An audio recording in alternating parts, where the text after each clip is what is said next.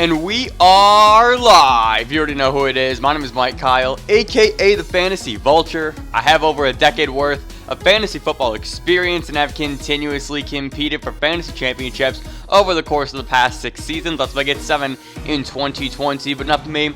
I'm here for you. On today's episode of the FB Show, we are going to cover all 3 of the Saturday games for Week 16 of the NFL Championship Saturday for many of you, and there are a lot of big games on the schedule for Saturday. So if you're excited for this game preview, be sure to hit that like button down below, looking open receiver downfield. You can also smash that subscribe button like a power running back up the middle so you don't miss a video from me. And last but not least, you can follow me on all social media platforms at FFVulture. If you guys know, I tweeted out a video breaking down the Saints and the Vikings an hour before kickoff. I wasn't able to come on and make a video because it was Christmas and all. Happy holidays to all of you and your families.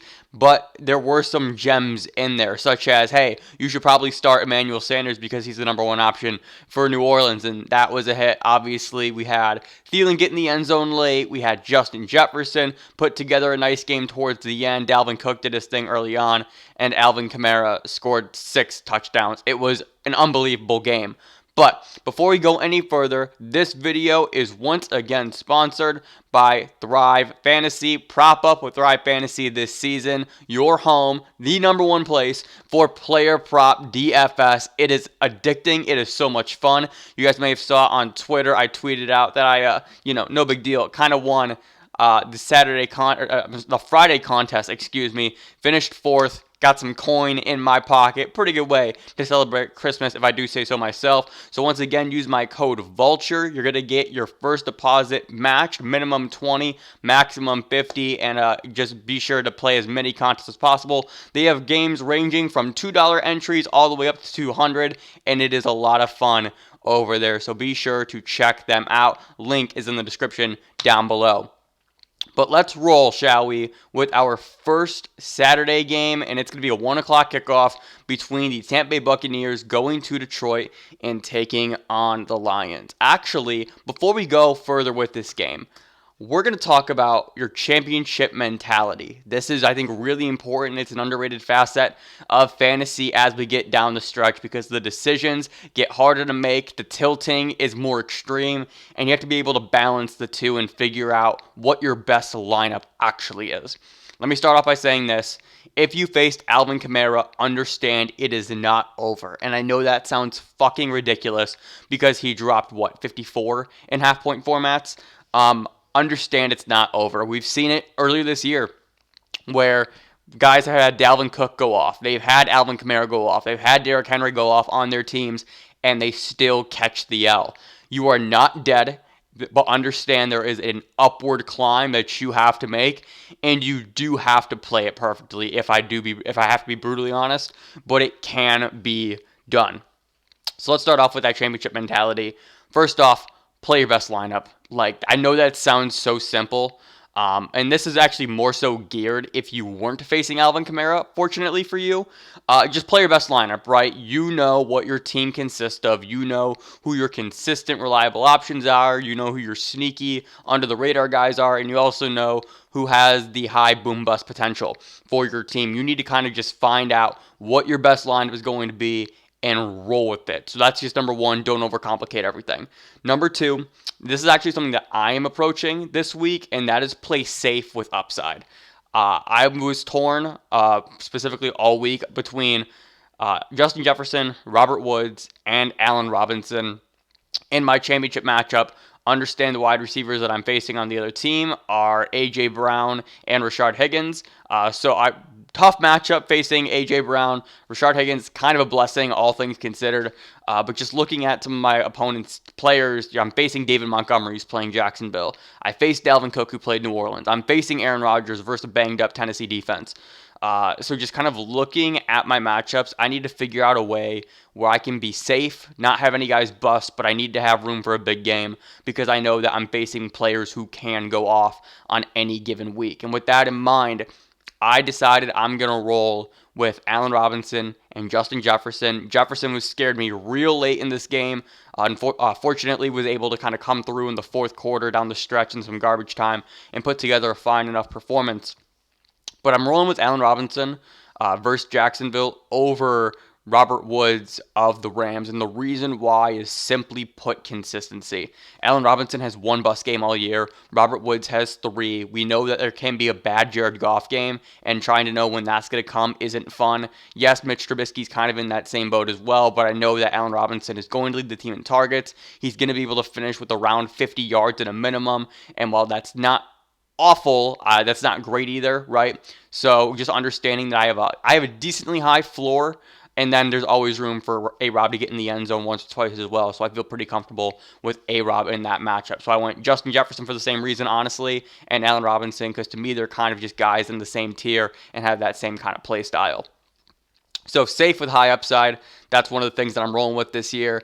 And then number 3, and this really is if you are facing Alvin Kamara, find the smash ceiling player. Find the smash ceiling player, because if you are facing Kamara and you're already down 50, you have nothing to lose. I think that's what's actually really crazy is you have nothing to lose, because the expectation when you get put in that big of a hole is that you are going to lose. So if you need to make that swing for the fence play with a Nelson Aguilar versus Miami, right? Or or a Tim Patrick, I believe, versus the Chargers, Hollywood versus the Giants. There are different avenues you can take here that I think can really set you up in order to make that heroic comeback that you're looking for. So those are just 3 quick tips that I'm looking at during my Week 16, Week 17 championship, whatever format you play, and just kind of go from there. But now let's actually go into our game previews for this week.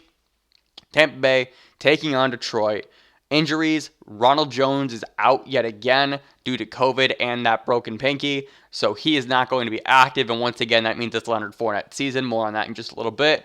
And for Detroit, Kenny Golladay is missing his umpteenth straight game due to that hip injury. I don't think there's no chance in hell that Golladay comes back at all this season, and that does suck because it was a contract year for him, but I just don't think that they're going to try and jeopardize him or the franchise going forward by throwing him out there if he's still just unable to go. Start sits for this game. Let's go to Tampa Bay. And guys, we're at a place. We're at a place here. Start everybody for Tampa Bay. It is going to be one of those games. The Lions' defense is still depleted. It's brutal. It's broken, and it can be exploited.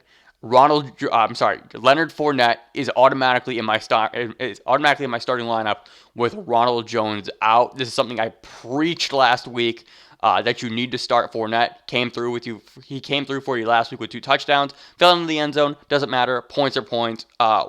Again, just kind of to reiterate the case for Leonard Fournette. Number 1, every time Leonard Fournette has gotten some level of volume, he's been productive. He's been like that his entire career. Leonard Fournette's a touchdown machine. He's also seeing on average 5 targets per game. That number's going to go up with Ronald Jones out. And he's also going to see probably roughly 18 to 23 carries in this game, sans Ronald Jones. I'm all in on Fournette versus the Lions because they are one of the worst run defenses in the NFL. 32nd, if I am to be correct. So Leonard Fournette, smash play this week. And that makes me really happy to say as a Leonard Fournette truther. Brady should be in your lineup. There are workarounds here where it's like, there are workarounds because there is always the possibility of a bad Brady game, and we've seen a few of them so far this year. I just think that this Lions defense is just so brutal and so beaten up that I'm pretty much willing to start Brady over damn near everybody because the weapons that he has on top of the atrocity that is the Lions defense right now, just you got to start Brady almost. You almost have to, in a sense. Mike Evans, Chris Godwin, Antonio Brown on a whim. Like, Antonio Brown for me in this game is almost the perfect swing for the fence play if you face Kamara, right? Just the opportunity to fucking torch this Lions defense. Like, Godwin's in your lineup for sure. So is Mike Evans. I think Antonio Brown is kind of on like that fringe category. Love him as a flex option. And then Rob Gronkowski is obviously going to be in your lineup at the tight end position as well. Just smash all of your Buccaneers for this game. Like, that's honestly what this comes down to. Moving on to the Lions now. I don't love Stafford in this matchup. We know what the Buccaneers defense is. They've been kind of inconsistent this year. They started off really strong. They've kind of fallen off just a little bit. But with Stafford still banged up, I just don't know how great he can be. I would expect like a pretty Matt Stafford performance, honestly, all things considered. Looking at like an 18-point finish, and that's fine, but I don't think that's going to be enough to win you your matchup. The one thing that I think the one thing that Stafford is going for him is the fact that if Tampa Bay comes out firing and just hangs 30 in the first half, which definitely is in the realm of possibilities here, Stafford's going to be gunslinging all fucking game. And we know that if Stafford gets into gunslinging mode, anything can happen, right? So that is the one glaring upside, I think, that Matt Stafford has this week. Other options for you. TJ Hockenson in your lineup for sure. Marvin Jones should be as well. Again, this Tampa Bay secondary has been a bit inconsistent all year long. We'll see what happens in this game, but Jones has been getting it done without Kenny Golladay. And DeAndre Swift is the interesting one here. Tampa Bay is really good against the run. I believe they are third versus running backs this year. And in a vacuum, DeAndre Swift shouldn't leave your lineup. But for example, I don't think I'm playing Swift this week. And my other options are Austin Eckler, Antonio Gibson, who may be back, and DeAndre Swift. Like, I have to decide between two of them because I'm starting Fournette and I'm going to start Derrick Henry. So I have the flexibility where I don't need to start DeAndre Swift. And the reason why I'm saying this with so much hesitation is because if that scenario does play out, where the Lions get boat race start to finish, Swift may not see the work that we want him to see, right? It may just be one of those things where he just gets game scripted out almost. And yes, he's a pass-catching running back, so he will be on the field still, but I just don't know if he's going to get the targets, if he's going to get the carries that he needs in your championship in order to be a guy who can help you in the final week of the season. So I have some concern with Swift, but you're probably starting him if you have him, because I would not imagine that you have incredible running back depth like I have, but it's fine. I talked about Hockenson already and Marvin Jones as well, and that's all I have for this game. Let's move on to the next one. Up next, we have the San Francisco 49ers and the Arizona Cardinals. This game is going to be crazy interesting, I think. A lot of things going on right now. So George Kittle's back. We need to start there. Kittle's back after that awful injury that he suffered early on in the year. Was it a knee sprain? What was it? Was it a knee sprain? Was it an ankle? Regardless, I digress. Kittle's back. And that's interesting, being this dominant, ferocious monster of a tight end coming back in your championship week, and you haven't seen him since, week 4 or 5? So I believe there was a quote from Kyle Shanahan that says, "We have a plan for George Kittle." And I don't anticipate you being in your championship if you had George Kittle in the second round, third round, and you lost him for the majority of the year. So I don't know how many people I'm actually talking to when I say this. I don't think I'd play George Kittle. George Kittle's incredible. He's one of the best tight ends in the NFL. I get that. I understand the positional advantages that he provides you. But when you say we have a plan for Kittle, very similar to how Anthony Lynn said that they have a plan for Keenan Allen. We know what Shanahanigans is about, right? We never know what he's going to pull out of his hat. It's just something I'm not excited about, to be honest. I'm not excited about starting George Kittle. If I had George Kittle and I was going up against Alvin Kamara, I think I start him in that scenario because, again, what do you have to lose? I think that's a swing for the fence play that you make. But all in all, I think I'd rather start Logan Thomas without Terry McLaurin than George Kittle this week. That's the first name that kind of comes to mind. So you're 8, 9, 10 tight ends deep at that point? Actually, out of curiosity, let's take a look here. Can I pull this up? Let's see. I'm going to pull up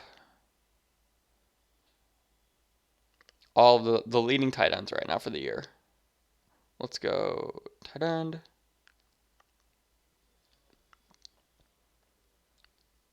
Season. All right. So let's see. Kelsey, Waller, Tanyan, Hockenson, Andrews, Logan Thomas, Gesicki, Henry on the COVID list, Jonnu Smith, Rob Gronk. Yeah, so at that point, what number is that? That's 10. Yeah, after those 10 guys, yeah, you're looking at 9. There are 9 tight ends that I would start over George Kittle this week. If you are looking at a Noah Fant or George Kittle, Dalton Schultz or George Kittle, Eric Ebron, Hayden Hurst, Tyler Higbee, Evan Ingram, Jimmy Graham, Cole Kmet, I'm starting George Kittle over all of those guys just because you have because you always have the opportunity to put up a big game with George Kittle, and I think at the minimum you're going to get those other guys ceiling to a degree. So that's where I stand with that. What else do we have here? Raheem Mostert is out with that ankle injury. Sucks. It's the thing that's always happened with Mostert. When he's on the field, he's great, but he's off the field a hell of a lot as well. And so it is going to be a Jeff Wilson game for the Cardinals. No injuries of note. Let's dive into some start-sit questions for this week. Brandon Aiyuk is in your lineup. I understand George Kittle's coming back, but the target share and the chemistry, honestly, that Brandon Aiyuk has had with Nick Mullins has been high. It has been impressive, and Aiyuk is one of the most underrated rookies so far of the year. Aiyuk should be in your lineup versus this Cardinals pass defense, which has not been good.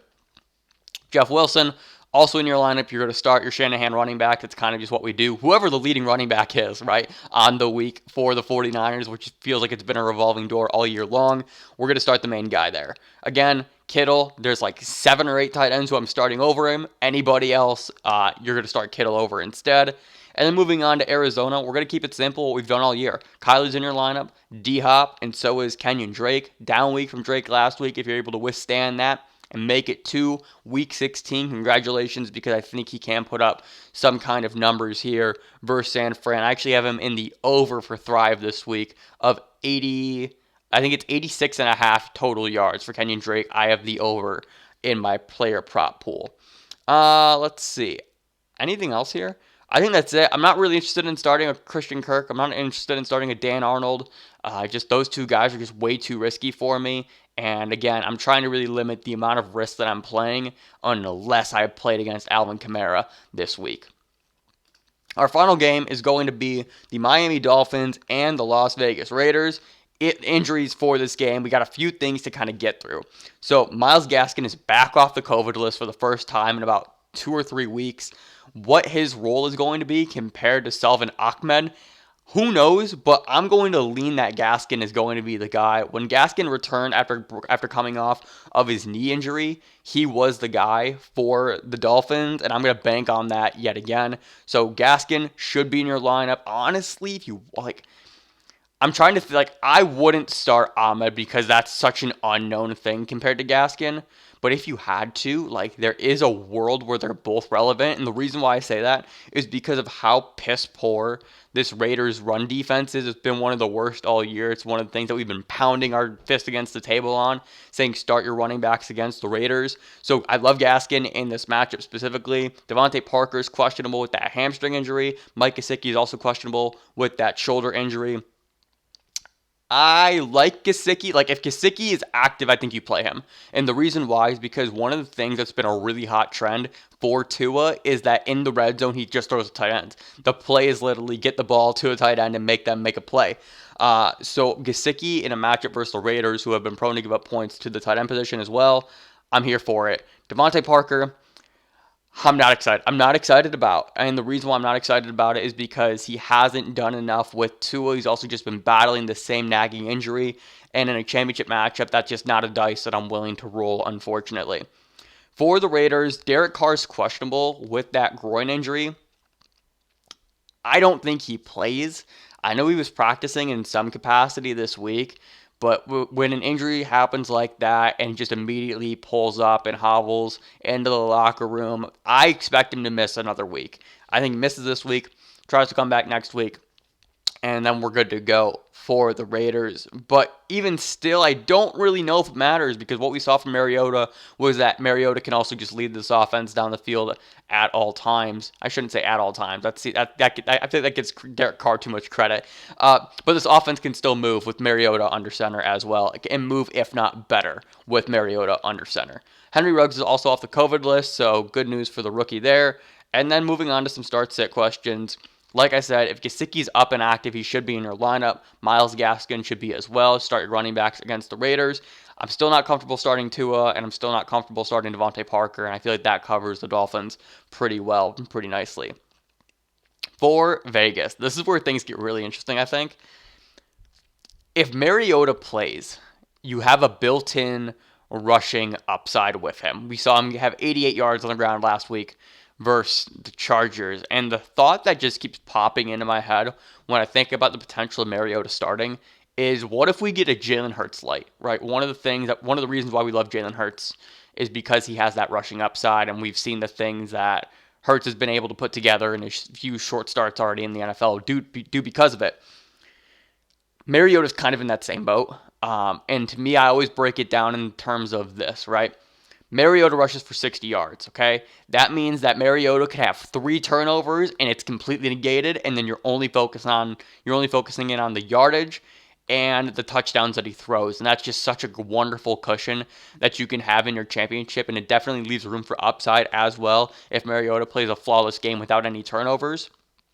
So that is something to consider if you feel like you just kind of need that extra oomph at the quarterback position. Mariota could be a guy that I would look at if Jalen Hurts is not available this week. Just something to consider if you feel like you just kind of need that extra push at the position. Josh Jacobs doesn't leave your lineup. Darren Waller also doesn't leave your lineup. Again, if you need that swing for the fence play, it's going to be Nelson Agholor over Henry Ruggs, I believe. Just understanding the involvement and the history that Agholor has had so far this season makes me believe that he is the wide receiver to play in this matchup. Honestly, this isn't an exciting, and it isn't a thrilling, and it really isn't an exhilarating matchup, all things considered. And it's a matchup for me of guys who are going to be just really steady, I think, right? We know how steady Waller is. We know how steady Jacobs is. Gaskin's been super consistent all year long, and Gesicki's really come around with Tua under center. So I'm looking at these 4 guys that I just named as guys who I don't think they hurt you. There's always the potential for them to boom, and you're going to be okay with their floor. It's very similar to what I was talking about when I started this video, how I'm looking for players with high floors and smash ceilings. All 4 of those guys fit this bill perfectly. So thank you so much for taking the time to watch my Saturday game preview for Week 16. If you enjoyed, be sure to hit that like button down below, looking open receiver downfield. You can also smash that subscribe button like a power running back up the middle so you don't miss a video from me. Last but not least, you can follow me on all social media platforms at FFVulture. And once again, thank you so much to Thrive Fantasy for sponsoring this video. Use promo code VULTURE with your first deposit, minimum $20, maximum $50. You're going to get your first deposit doubled. Compete against me, and I'll kick your ass, and I'll take your money while I'm at it. Thank you so much for watching, and I will see you next video. Remember, people come and go, but fantasy championships are forever.